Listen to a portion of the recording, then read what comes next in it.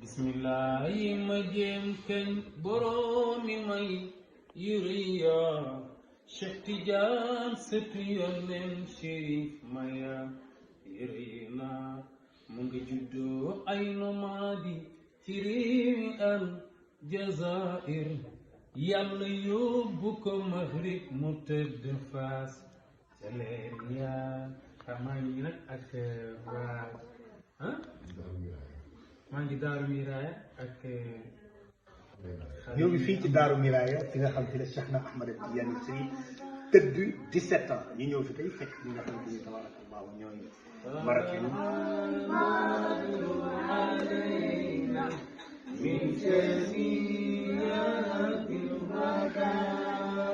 وجب الشكر علينا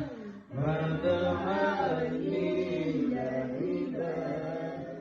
أيها المعروف فينا جئت بالأمر المطاع جئت شرفت المدينة مرحبا يا